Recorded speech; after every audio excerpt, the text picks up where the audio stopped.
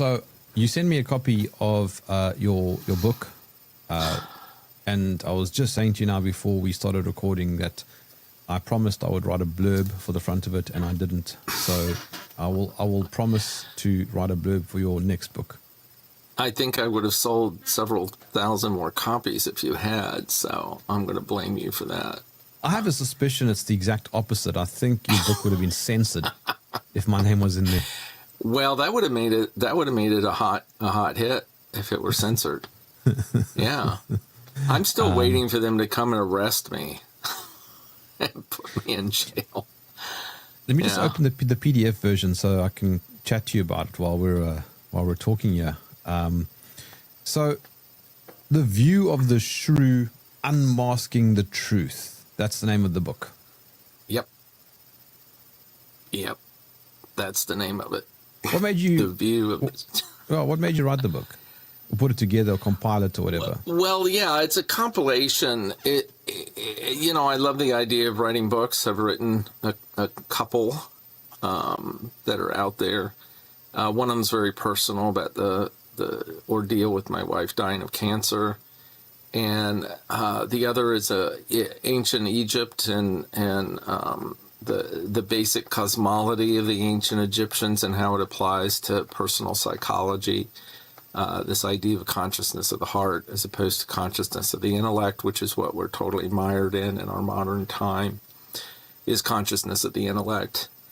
So those are those. And I knew I was writing all these articles for Shrewviews, and I've written right now it's over 500, which I can't believe. I can't believe that much has been squeezed out of me.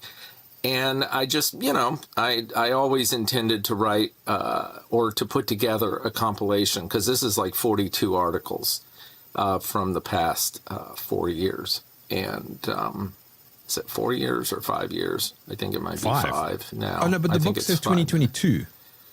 It starts in 2022, because that's really, I think Shrewviews, the Substack started in 2022. The first article I wrote was for Off Guardian. And that was 2021, I think July of 2021. So we were in the midst of it, of the whole COVID insanity. And, that's what inspired me, got me going. And, of course, we have mutual friend Kit Knightley, who's a brilliant editor of Off Guardian. And that's how I found you, because I think you contacted him after. Do you remember that at all? Vaguely. You have so many people. Because he contacted me and he said you were looking to chat with me, and that you were a great guy and your Jerm Warfare was a great program. And so I contacted you, and history was made. I actually do remember that. And funny you mentioned Off Guardian. It was one of the very first alternative media outlets that I decided to look for. Let me rephrase that. One of the very first that I found when I was trying to figure out the whole COVID thing back in 2020. Oh, okay. Same here, obviously. Yeah, what a great publication it is. Yeah, and I can't remember how I found it. I'm sure somebody told me about it. I think you probably found it along the same lines as I found it. Basically, yeah, probably. Yeah, trying to find out what was COVID, or where did it come from at that stage, because I didn't question its existence. I questioned if it was bad or mild, Yeah, it's so interesting when you talk to people about their first experience with realizing that the whole thing was bunk, and how that came about. I can't remember exactly, of course, like piece by piece information. But it wasn't so much that the government is corrupt and trying to kill us all. It was just the way the whole thing was structured just made no sense. It just didn't add up as making any sense. And then it just went from there. And of course, Off Guardian was a big part of that education of understanding what was going on. So I was writing for them every week, and then I did the Shrewviews Substack and did 2 or 3 articles a week with that. And then after a couple of years of it, decided I wanted to put out the book. And so that's it. And the book came out in June. So one of the first things that I saw in your book that I love is this this font that you use for the titles. It is a great font. The actual letters swing from left to right. I love it. that's so cool that you noticed something like that. I spend a lot of time on those kinds of details, and it was funny when I first put the book up. I think it was on Amazon, the PDF version of it, the electronic version. They changed all that. Or somebody did. I don't know if it was Amazon that did. Somebody changed it all and sent the book back to me and said, hey, approve this. And all the fonts were changed. And I said, no way. You know, it's like the fonts are a big part, especially the title fonts. I mean, the book font is a standard Garmon, I think.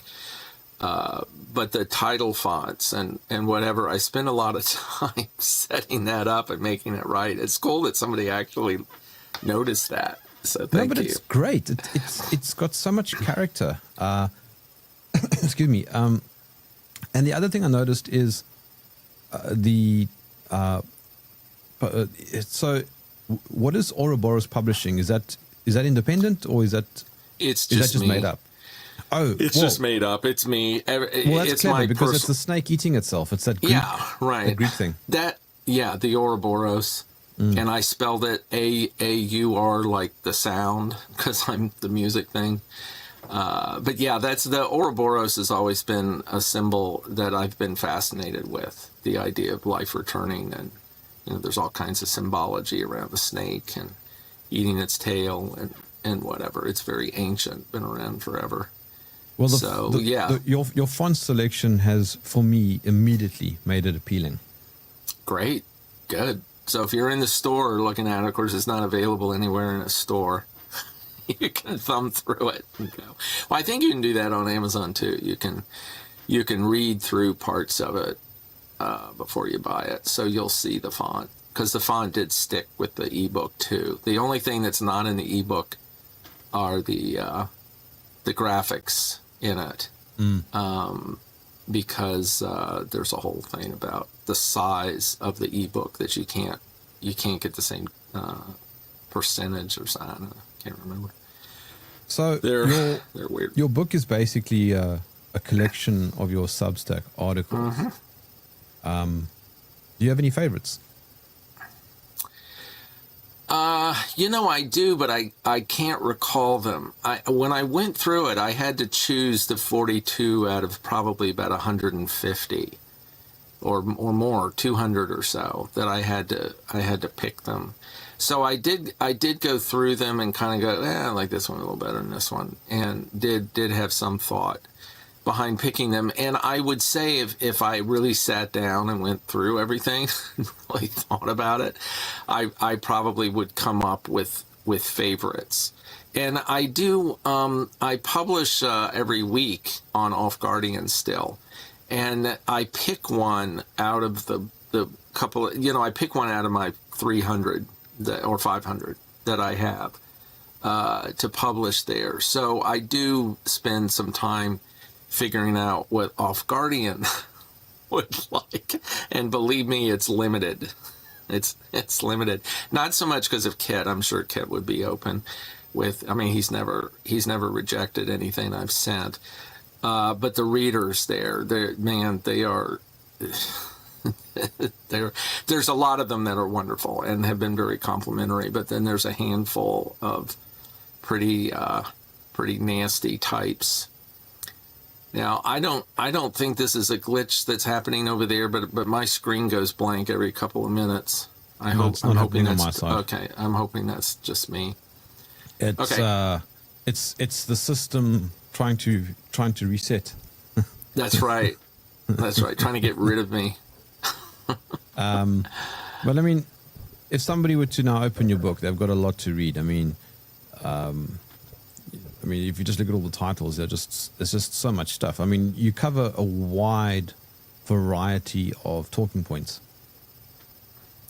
Yeah, I do. And I've gotten people. There's some people I won't name in my family that are totally on the left side, and they've never read anything I've written, and they claim that I'm this like horrible. I mean, whatever the worst thing you can imagine, Trump supporter, the anti-government, anti-authority, which that's kind of true, but. And most of the stuff I write, at least I feel this way, is coming from a place in the heart. I mean, it's not necessarily hopeful because I don't get into solutions, but it's observation, and it's my observation. I'm not an expert. I mean, if I'm an expert in anything, it's a bit in psychology, but I wouldn't even call myself an expert in that. But it's, I know psychology fairly well, and I know certainly archetypal psychology, Jungian psychology, which I do write a lot about. But it's more of observation. I think that's why the Substack is popular, because I can't tell you the number of times that people will write, I was just thinking this. It's amazing to me that you think along the same lines I do and whatever. And it's not simplistic. So it isn't a common denominator. I mean, in some ways it is, but I go into a bit of detail about why I'm feeling the way I do about something in particular. And I think that's why it's popular. I mean, it's like an everyday man, comment on what's happening with a little bit of philosophical, spiritual, psychological insight that I think people like. They like to hear things put into words that they might not feel they could put into words. I mean, they probably could, but I'm not saying that it's special in that sense and I'm some brilliant writer or something, because I know that's not true. But no, you're definitely not a brilliant writer. Yeah, thank you. I'm not. I mean, I'm not. Believe me, I've read some brilliant writing, obviously, and it ain't me. But it's funny. It's tongue in cheek a lot of times. I try to play with words and make things laughable here and there. Whatever. So it's popular. I was joking. Obviously, I think you are a pretty good writer. I mean, you have to be if you are already looking at good fonts. I think That's right. I think that adds to the overall experience. But I was thinking one of the underlying threads, unless I've got this wrong, in your writing is you've got a little bit of a jaded outlook. Am I right? If we're defining jaded the same way, yeah, I have a lot of I don't know if this is what you're saying, but I have a lot of frustration and confusion about humankind in general. I'm blown away by how, lack of a better word, how stupid the majority of people, or how blind or how naive or whatever that people in general have proven to be through all of this. And I'm not saying that to give it any kind of like, oh, well, we're superior because we see what's going on. But I mean, if you're gonna measure it that way, you could measure it that way, because I think if everybody were like us, and I'm not saying that we're brilliant. There's some of us that are brilliant. I mean, you could be brilliant. I'm fine with thinking I'm that. definitely brilliant. Yeah, I mean, that's okay. There are definitely a lot of us who are brilliant on this side, but there are brilliant people on the other side of this fence as well. So I don't think brilliance really has a lot to do with it. But anyway, the point is that I think if everybody or the majority of people were thinking the way we do, we wouldn't be having a problem. And in anything, really. I mean, we'd have little problems like we always do. I mean, even really the most heartfelt people can make mistakes and whatever. But this is the thing that I've come to understand. I think most people that's listening to this agree with this, that they came to this understanding as well, the understanding really is that this whole system is an agenda. It has a purpose behind it, and that purpose isn't for our good. And they may pretend it is. I mean, like if you're dealing with a whole huge mass of people and you can do anything you want with them, and say you have a mass of like 8 billion people and there's not enough food to feed them or whatever, then the first thing you would do is, I mean, I don't know if you've ever bred tropical fish, but there's a thing about culling. You know, you just get rid of the ones you don't want. And, you know, obviously this is the eugenics idea, and that's functioning here in a pretty big way. And, you know, when you're dealing with masses, I mean, the people that are calling the shots can say, well, if we don't do this, the whole world's going to go to hell and everybody will starve. So if we get rid of half of the people, then the other half will be fine. And now that's a really simplistic example. Okay, it's not quite as simplistic as that. It doesn't have to be genocide. It doesn't have to be killing everybody, although it kind of looks like that's what they're focusing on to some degree.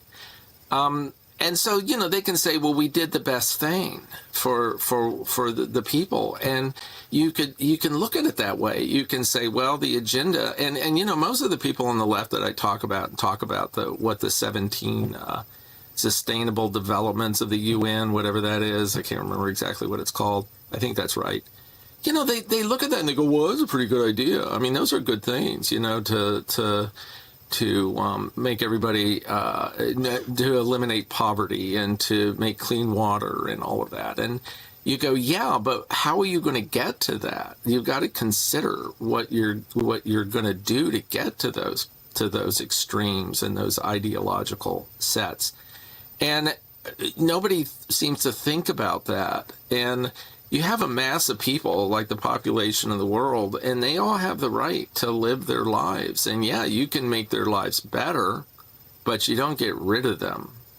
Or you don't put them in such a place you have total control so that then you can divvy out, you know, enough food or enough health care or enough clean water or whatever it is that you as an agenda has decided is going to be rationed off. I mean, we hear about all this all the time, you know, with the social credit scores and the this and the that. And everybody thinks it's for our own good. And it's not. And I wouldn't be surprised if the upper echelon, the agenda, actually is clearly evil and nefarious, that they don't even think they're doing a good thing. And that's where you get into kind of mucky water with that idea, because it's hard to prove that. It's hard to prove that these people that are calling these shots don't think they're doing something good.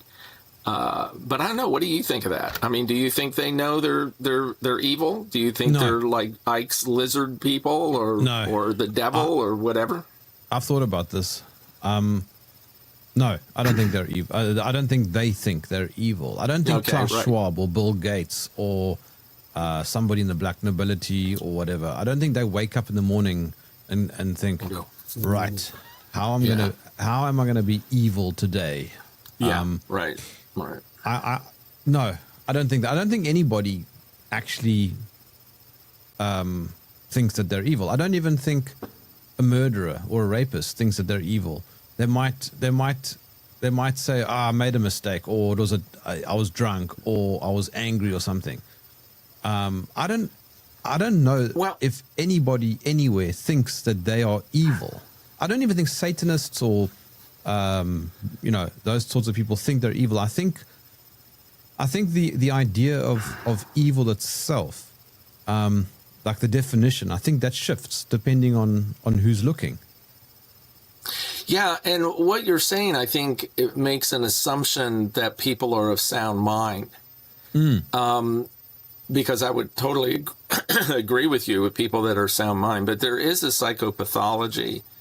There is an insanity that can seep in that causes people to believe what they're doing is in service to what we would define as evil.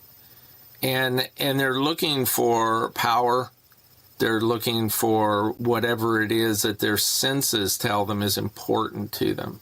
Yeah, and And Todd, if it's also always the other person who's evil. If you look at, let's just zoom out, right, and look at, let's say, Gaza. Now you've got the Zionist lobby that sees them as the great evil, and we must wipe them out because they are the evil ones.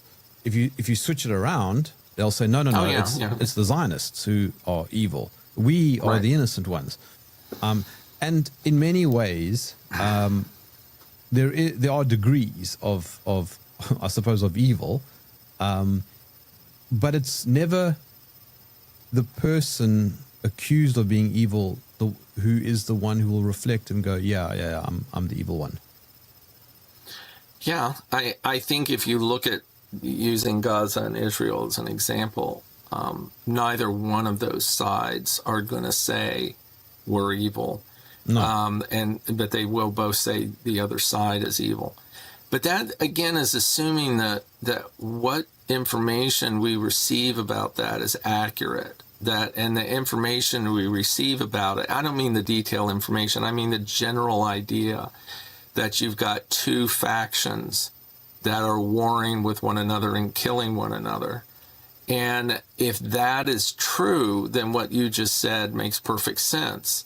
But I don't think it's that simple. I mean, I think that there is an agenda in all of that. I mean, I can't prove it, and no. I'm not 100% there. But sorry, I'm jumping in here, but I agree with you. There is an agenda, and I think there are multiple agendas. I don't think there's just one agenda. But what I'm saying to you is, unless David Icke is right. We always got that. That changes everything. It changes everything. I know it does. Yeah. So, but let's just for the moment assume that there are no reptilians, and there are no shape-shifting people out there. Then they're all human, and because they're human, they suffer from the same condition as you and I. That's right. And that is that they will think that they are acting righteously. I don't think Klaus Schwab actually thinks that he's going to make the world a worse place. I think he genuinely thinks, whether we think it's evil or not, he genuinely thinks I agree. that going down a technocratic route is for the betterment of mankind. Yeah. It was just what I was saying a minute ago. It's like, if you can move masses of billions of people around in a particular way, you could end up with a culture that could last a very long time and everybody, be relatively happy or whatnot. And who cares about all the ones that fall off the edge, the useless eaters, as they say. But yeah. I mean, I agree with you. I mean, I think that if we do have reptilians and if we do have a true... It changes everything. It changes everything. And, that's why those ideas are popular. I mean, I just wrote an article about, I think it was The Devil Made Me Do It was the title of it. And, I addressed that possibility that maybe this evil is actually incarnate. Maybe it is a physical devil or even not even necessarily material, but still an autonomous entity that, or Ike's idea of the shapeshifter, that I mentioned that in the article. Well, and if that's the case, then, we've got a totally different game going. Well, look, going back to David Icke, Francis Leader, who's been on my show, did one of the most fascinating episodes with me, I think, that I've ever done. And she spoke about the black nobility. And these are the true sort of controllers of the world. And you're talking about like 13 bloodlines or something. Mm-hmm. Now, she doesn't claim that they're reptilians or shapeshifters or whatever, but what is very, very profound is the overlap between what she's saying and what David is saying. That these people have no sense of ethics or morality at all. Okay, so that makes them completely sociopathic. Right. So we see that as evil. They just don't see it as anything. They just see it as, well, we need to depopulate the world because we need a better world in which to live. Yeah, I mean, you're getting into some really interesting stuff, because we could like say, well, what are they doing it totally self-serving? Is it like they see a world that they would be more comfortable Well, in obviously with it's their self-serving, Todd, because they're not the ones who want to depopulate themselves. No, but generally social pathology or psychopathology is individual. Right. It's like like, was Hitler self-serving, or did he have a vision of a world with, and I mean, he's always a good example to use with stuff like this. Everything always Just goes make back it on to a him. global. And everything goes back to Hitler and the reptilians. That's right. I mean, when you think about the whole world, like think about a Hitler figure or a group of people who represent the Hitler concept. They have a vision of what the world would be best to be.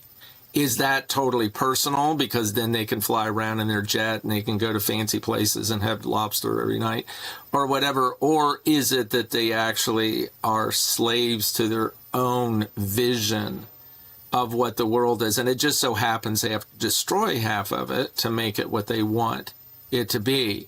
So it's an ideology. It's not necessarily an individual, because you can individually be very comfortable just going around, killing a few people and stealing a couple of $1 million here and there, and buy your jet and whatever and fly around. You can do that for the individual self, still psychopathology, but not mass. And I think that's what we're dealing with. And, I do believe what you just said, that people that reach that point lose all sense of empathy as humans. They don't see other humans as the same as they see themselves. They see them the same way we see ants. I've written about this a lot of times. Ants are getting in your house. You kill them. You wipe them out. You get rid of them. You don't think about them. You don't think about the individual ant family who has babies and whatever, because that doesn't really exist. So they become something that is other and very easy to identify as other.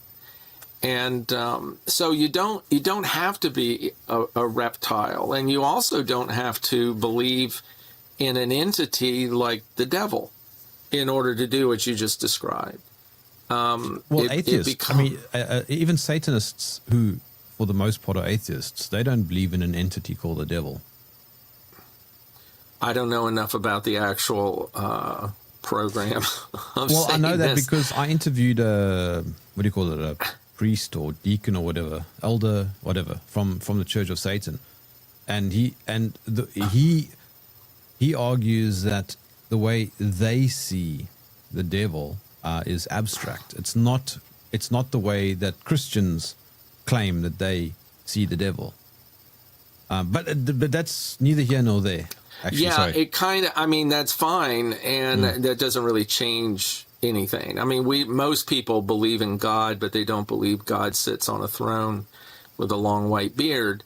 They believe in Jesus because he was a physical being on earth at a period of time. But they don't see him I don't think they see him as a physical being anymore. I'm pretty sure they don't. If there are any Christians out there, please correct me, because I don't necessarily know everything about that. And I would think that there are different groups of Satanists and Luciferians or whatever Sure. that may think of things differently. They certainly see the symbology, I think. Now you could tell me if I'm wrong with this, because you've actually spoken with them, and I have not. But I think they do see the symbology of the devil with that, whatever that goat figure is. I never can pronounce its name. It starts with a B. Bofat or something. Yes. Yeah, whatever that is. So there's a lot of symbology, I think, the same way as there is with God-fearing people, no lack of better words.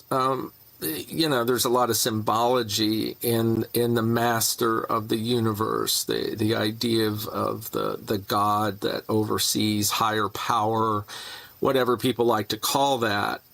I can see the devil people doing the same thing, but I'm not quite sure where the idea of destruction and what we're calling evil here comes into that. It's very natural for me to think of good things like no suffering and beauty and love and happiness as being the drive, that creates the God that sees over that. Where does suffering and death and destruction, where does that become a drive for people other than to have power? And that seems like a very materialistic kind of binding approach. One of my guests made an interesting argument. He says that evil doesn't exist, and that people just behave or act in a form of madness or psychosis. And I've thought about this because it's a very interesting claim. And yeah, we can define evil, but evil is always defined from the other person. It's never the person who is evil who is defining it. So in other words, everybody's pointing fingers at everybody else saying that's evil or they're evil. We don't like the way the Chinese handle animals. We think that they're evil. They'll go, oh, but we don't like the way that you do X, Y, and Z. So that's evil. So everybody else is evil. And so therefore, if everybody else is evil, does evil even exist? Well, evil, in my view, evil as a thing, as a concept, it does. Evil's like comparing evil with good is like comparing hot and cold. Evil is a result of the lack of God. It's like the lack of being aware that there is more to life other than the physical. I think, and this is just my opinion, I think evil only exists in the material realm. So the material life filled with fear and belief that the material is the end all, that death will take you at any moment, and once you're dead and you're gone. Then that spawns evil. It spawns evil action to preserve the material individually, selfishly, for self as long as possible, and to fill that period with as much sensory satisfaction as possible, which means consuming, whether it be drugs or jets or anything material, that power, having power over other people, being able to eliminate people, whatever.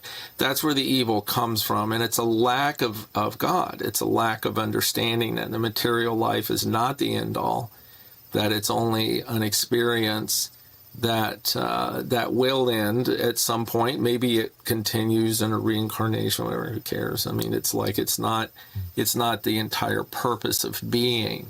Yes, but Todd, that's again you pointing fingers, because that person with all the yachts and the material items, that person doesn't think that he's evil. I don't think that in and of itself is evil. I think it's the acquisition that can be evil. And, I'm not arguing with you. I mean, I agree with that. That's a bit of a, kind of an esoteric way to look at it. Everything is esoteric. I mean, anything that has any depth and meaning to it is. I mean, it gets complicated. Like, what is good? I mean, what is morality? What is moral? I mean, my psychotherapist, who is a great prolific writer and has been around forever, and I think we talked about this last time, this idea of the Nietzsche concept. And I don't know enough about it to even say, I shouldn't even say anything. I shouldn't associate it with Nietzsche because I could be totally wrong. But it's this idea of morality, that morality is a human construct, that there really is no way, and it's an individual human construct. It's just what you're saying. It's like I can point to somebody who just cut the ears off of a dog and say they're evil, where, maybe in some countries that's a delicacy to eat dog ears. I don't know. And to them, it's not evil at all. So what is it that makes it evil? Yeah, well, I mean, that's what I'm asking, because that was the comment that was made by a previous guest, and I forget who the guest was who said this, but it was very interesting. You forgot who a guest was? Do you forget who I am after I leave? Of course. I try my very best to forget you. That's evil. This is why I keep inviting you back so that I don't forget. That's good, right? Anyway, I'm sorry I interrupted you. No. I've been interrupting you also. It's just because it's a, what do you call this? Like it's a free flow of ideas here. And I'm just kind of riffing on the idea of evil. But I'll shoot myself in the foot and say, yes, I do think evil exists. And in a very simple kind of way, let's say there's an old lady sitting on a chair on the side of the road. And I go up to her and I tell her that I think she's wonderful. I hope she has a lovely day, and maybe give her a flower or something and then go on my way. Now that's obviously a good act. It's an act of kindness, or just if you genuinely mean it, it's just a beautiful thing to do. Mm-hmm. Now, if I go up to her and I start swearing at her for no reason and slap her, laugh, and then run, now that's very obviously a bad act. It's a you could even say it's an evil act. And unless I'm psychotic, I should know that. You know what you're boiling down to, which makes perfect sense, is evil. We can redefine evil just to say from a human perspective. It's a lack of empathy. And, it's a lack of connection with love. So you don't like that either. Yeah. No. I'm not sure. I think it was Steve Jobs who once upon a time, it might have not been Steve, but okay, I can't remember, but I think it might have been him, where he made the comment that too much empathy leads to an unsuccessful life. In other words, if you've got empathy all over the place, you don't go anywhere. You don't succeed because you're so worried about other people. And it is... That's a different thing. That's a different thing now. Oh, is it? I think so. I think that's codependence. That's Okay. Yeah, no, I'm not arguing with you. It's just, too much of anything typically does not serve well for anybody. Certainly too much empathy becomes codependent. Let me rephrase those thoughts, because in hindsight, I was just throwing out word salads. But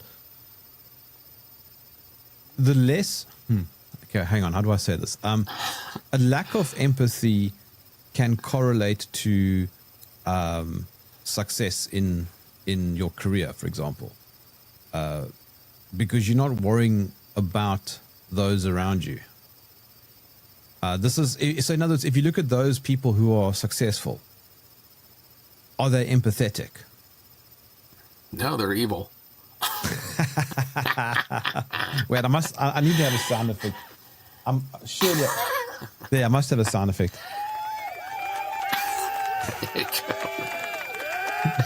We just go around in a circle there.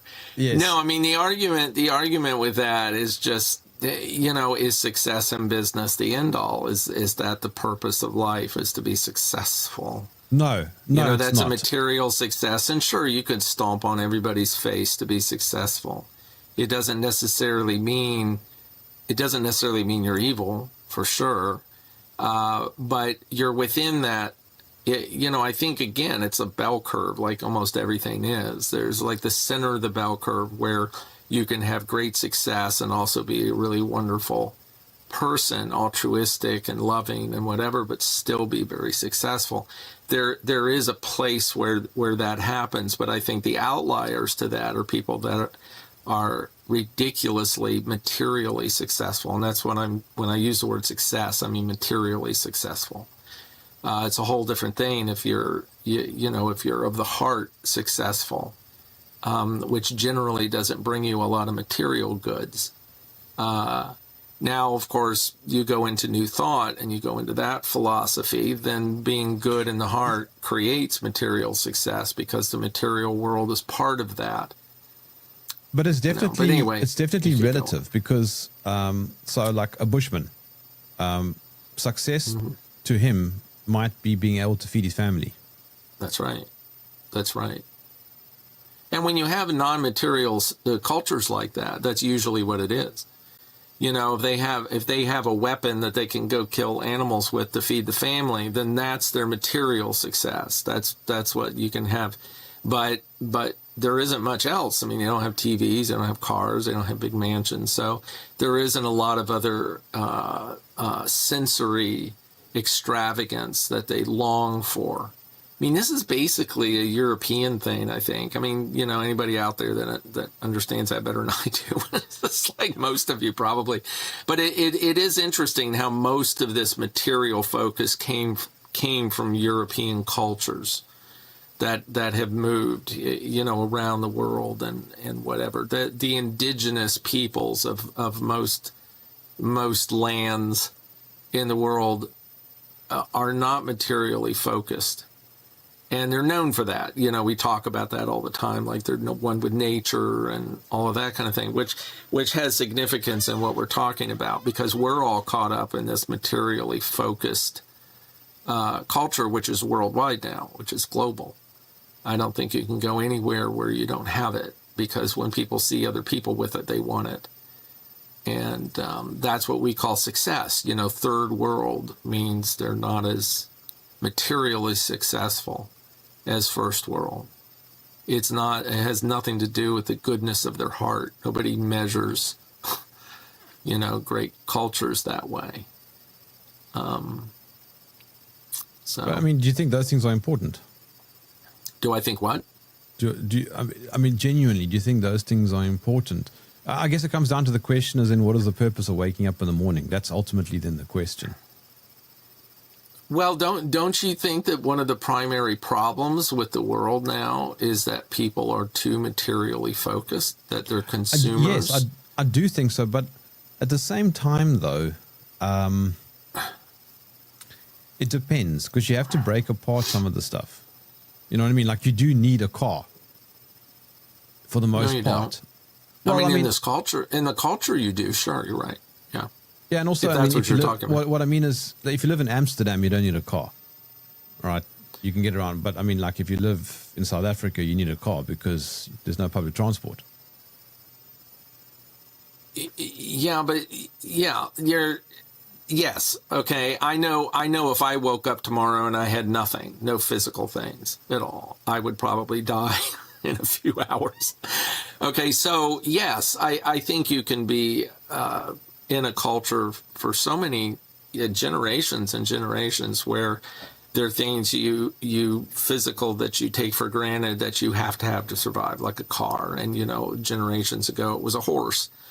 Generations before that it wasn't. I mean, you walked around. You didn't, but the whole culture was different. Everything was different. You didn't need to, you know, you stayed in the same square mile for your whole life.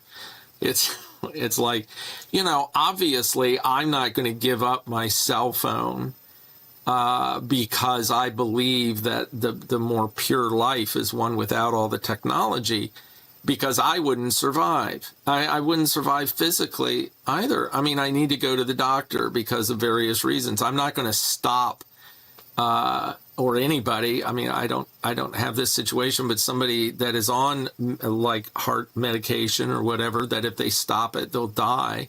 I don't think anybody's going to do that in the name of you know, transhumanism. We should live a natural life, and if I have a heart condition that'll kill me when I'm 50 years old, then I should just die. I don't think people will do that. I also think the world would be a different place where somebody that did do that before medicine would live, because the reason they have a heart condition is probably because of the culture. Of the medicine. Or the polluted air, polluted water, the fact that they sit on their ass all day, whatever it might be. It's just different. Does that make sense? Yes, and that makes sense, but I think what I'm getting at here is one of the criticisms I have for those quote unquote on our side is that they preach from the pulpit basically against all technology. Throw away your cell phone, throw away your TV, throw away this, throw away that. And I don't know if that's actually all that helpful. Catherine Fitz makes a very good point. She says, no, just discern. You know, these things are here. They're tools. They're not evil by design necessarily. I mean, right now, you and I are using computers and the internet to communicate. If we throw away these things, you and I wouldn't be able to communicate, and I wouldn't be able to do what I do. So I do like technology, but I also appreciate that it can be used for bad, but it can be used for good. And so that's where the discernment that Catherine refers to comes in. And I don't like the sort of rather radicalized idea of throwing away everything and going, because basically then what are you going to go live in a tree? Well, yeah, that would be your option. I agree with you pretty much 100%. I think that the problem, and I always use this as an analogy, I think the problem with this problem is a matter of top-down or bottom-up solution. A top-down solution is thinking erroneously that throwing all technology out is the solution. That's top-down because it's dealing with the symptom. Bottom-up is changing the basic trajectory of human development. And it just along the lines of what you just said, it's like as technology comes out, to be discerning and to be aware of what its purpose is. I don't think because we're humans and we're different than the animals, because the animals never evolve. I've never known an animal to invent a watch or a cell phone or anything. That hasn't happened yet. I mean, they just go on and on and on, generation after generation, doing the same shit. And humans are not like that. They're too clever. They're too curious. They screw around with the elements. They find a piece of metal in the ground and they beat on it and turn it into something, whatever. I mean, just on and on and on. I don't know if that will stop or should stop because we're humans. I'm sure a lot of people think it'd be better if it did. And then we would just be like apes living out in the forest, and eons would go by and we wouldn't change that much, whatever. But the bottom up work is much more difficult. It takes generations to change. And I know some people are not going to like this when I say this, but I think a big part of the bottom up work is a belief in the metaphysics of reality, is a belief in God, however you define that. I don't think there's a human definition of that even comes close to what it actually is. Okay, but a belief in things that, in empathy and love. I mean, love is the number one thing, but what is that? An awareness that we're all unified, and that we're not individual, bags of flesh, and just, live a life, and when we die, we're done or whatever. I don't know if there's a heaven, and actually, I don't even think there's time. So, where does that go? That's bottom-up work.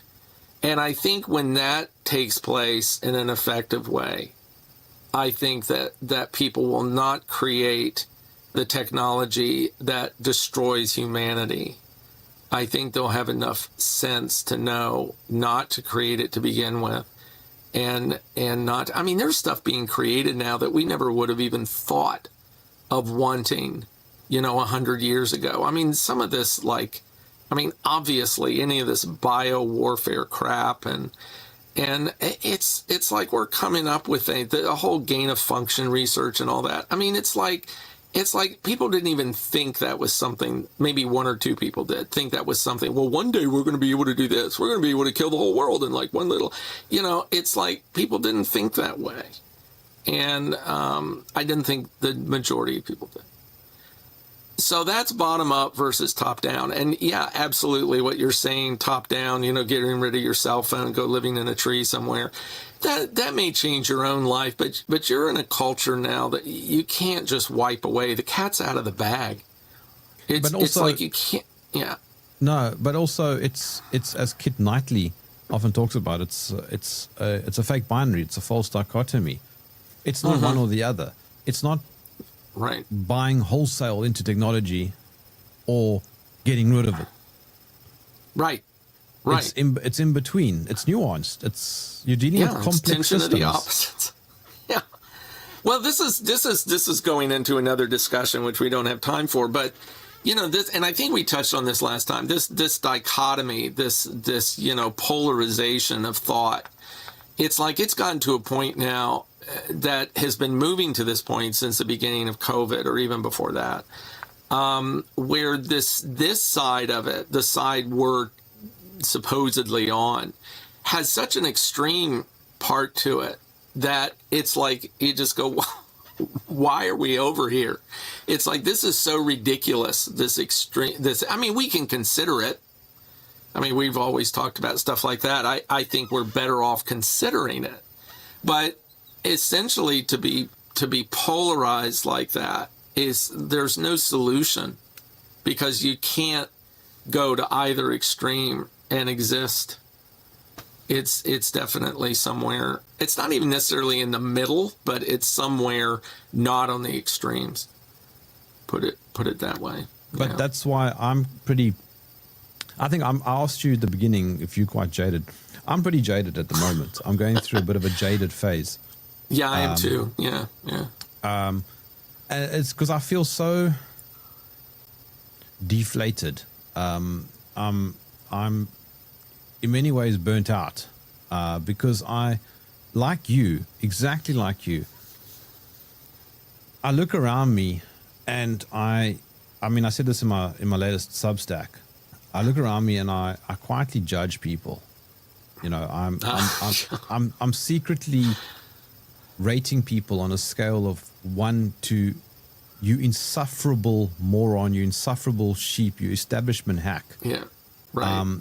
And as a result, my anger levels are like through the roof, at any given point.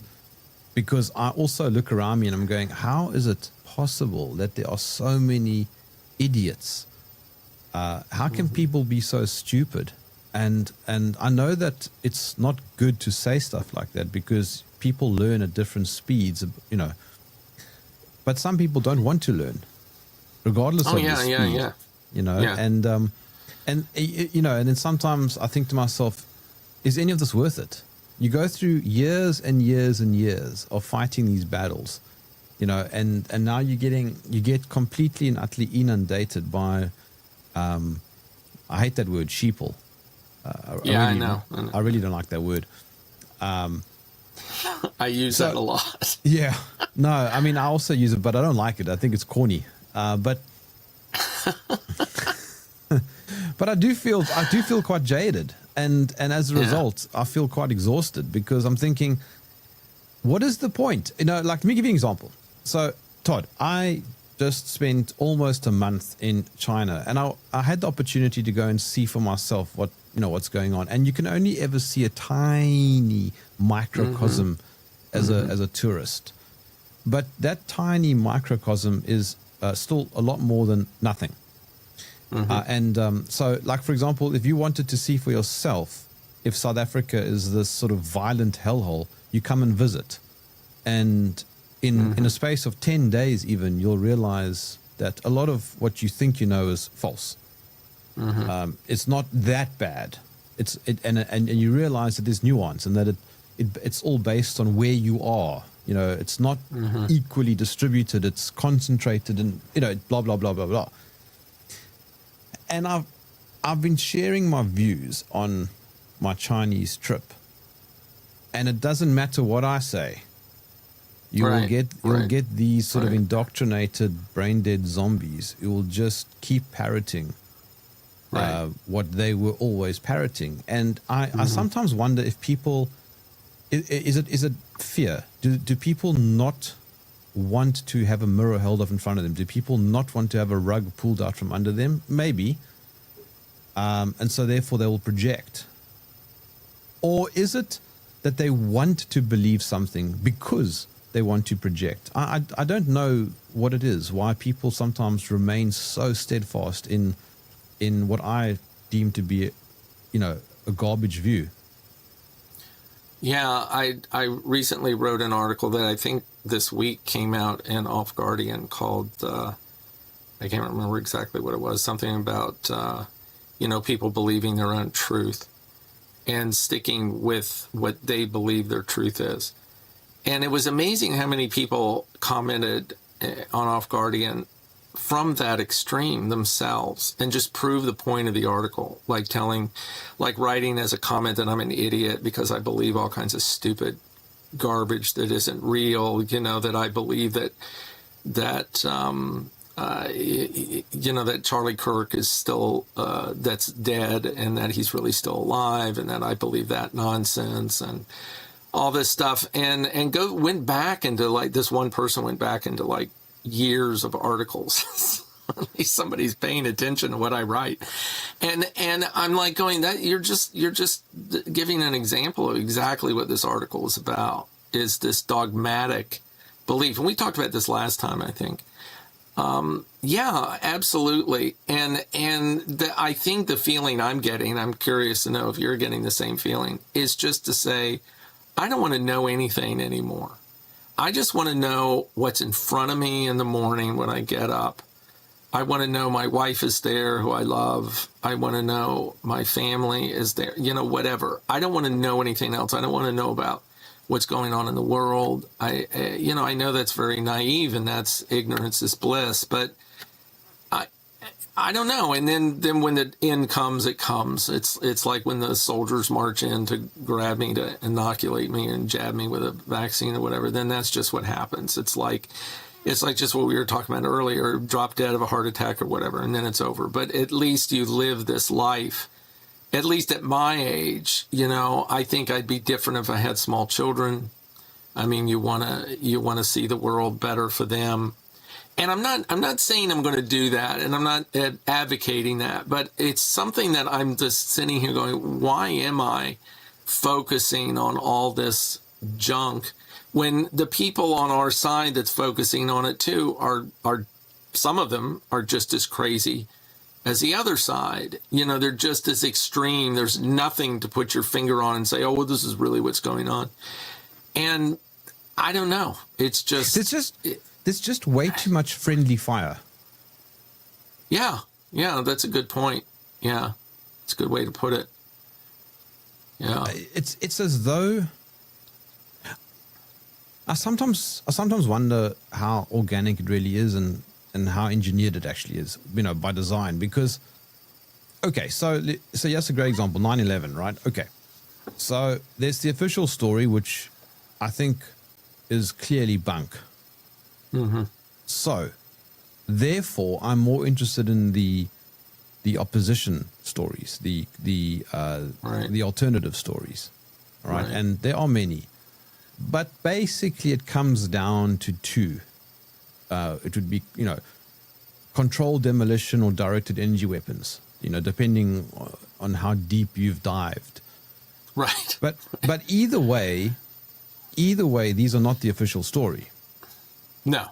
Right. So what happens now, Todd, is that you get people in the alternative space fighting with each other to the point where it all just falls apart. And those holding the line on the official narrative look at the opposition going, yeah, what a bunch of clowns. How can anybody take them seriously? Right. Exactly. And you see that in almost every one of these major issues that we turn, not just 9/11, but we see it. I mean, you're not even at the bottom of the... COVID is the same thing. So COVID is the same thing. So there's the official story. Then there's the alternative story. And you find virus, no virus. And even people who are in the alternative space who might believe that SARS-CoV-2 was real, then you get the other people in the alternative space going, well, you're a controlled opposition, you're a shill because you believe SARS-CoV-2 is real. So now you have the people in the official camp looking at the various people fighting in the opposition camp, and they go, oh, you bunch of clowns. How can anybody take you seriously? Yeah. No, and you've got that infighting going on, like I was mentioning the articles I write. I'll have a line in an article. It won't even be the focus. That'll say something about the lab leak theory, was completely, obliterated because of blah blah blah. And somebody will comment to say Todd believes that there's a real virus. Yes. So there would be a lab leak. Yes, exactly. And you go, don't you even understand what I'm saying here? I'm not talking about whether a virus is real or not. I'm talking about basically what people were focusing on. Yeah. I want to hit my head against the wall because I get the same stuff. So I'll have a guest who will be talking, it doesn't really matter, about anything, okay? And it is fascinating, extremely interesting conversation. Right. And then somebody in the comments goes, oh, what an idiot. He thinks Earth is round. Yeah, right. It's exactly the kind of thing. Yeah. Oh, yeah, where's my gun? You should bring your gun out in every one of your interviews. And just sit there with it for a few minutes. I got a pellet gun here. Since we're at the end of the conversation, before I come in for landing, shall I just quickly grab it? It's behind me. I'll hold it for the final bit here. Hold on one sec. Yeah. Wow, it's got quite a scope on it. Well, this is a pellet gun. That's why it's not in a. You can't really see it. I don't know. But there you go. Well, how far away will it shoot a pellet? I don't know. 30 meters, 40 meters. It's got a scope, so you couldn't have gotten Charlie Kirk with that. He was too far away. Nah, he would have been too far away. And plus, if you shot this thing at Charlie Kirk, you might have hit somebody in like the Coke stand or something, selling Pepsi or Coke or whatever. It's way too inaccurate. But the point is I'll happily use this. I'll gladly use this on some of these people that comment. I don't want to get the video taken down, so I want to make sure that I'm referring to a pellet. It's a pellet gun. It's a pellet gun. Yeah, right. So that's a totally different thing. Yeah. It'll just hurt you a little bit. That's all. That's right. Yeah. On that note, okay, Todd, there's so much more to say. I mean, we could sit here for the next 2 hours and babble on about this. But I'm so frustrated, man. I'm so frustrated. I wish that our side, quote unquote, I always have to use quotation marks because that's how bad it's got. But I wish that our But that's all part of the agenda as well, you know. I mean, that's all part of the trolling and all of that is to do just what you're saying. I just wish they wouldn't fight like this publicly. I've got a general personal policy that the only people I fight with are those who I deem to be the enemy, and I don't deem people on my side of the fence to be the enemy, even if we disagree. Same here. If you're generally opposed to the established position or the establishment or the established argument or whatever, like if you are the person trying to push a COVID jab, you're my enemy. So if you and I have disagreements, on something to do with COVID, but we both oppose that person, then we're on the same side. Yeah. I mean, again, it's a broad stroke. It is, but my point is, I mean, I think it's an art of war strategy. If you want to start winning battles, sow seeds of discord in your enemy, and our side is completely disjointed and all over the place. Yeah. No, you're right. It's funny. It's funny how I can come on this show with you and go, wow, everything you're saying is exactly what I've been dealing with personally myself. And I think that's interesting how this whole thing moves in a particular direction that other people like you experience the same thing I'm experiencing. And this is one of the things I said earlier that people that are on my Substack will always say, gee, I was just thinking that this morning. And it's the same thing. I was just thinking what you're saying just a few hours ago. And, all right. Todd, how can my audience get your book and follow your work? The book is The View of the Shrew, and unfortunately the only place you can get it now is Amazon. So that is where it is. And the Substack is Shrew Views, www.shrewviews.com. And that's shrew, the little animal, and views, like looking. Okay. And love to see you there. It's a great community, a lot of like-minded people that are pretty much all in the same place. There's some people sometimes disagree, and that's fine. And there's discussion and whatever. So love to see you.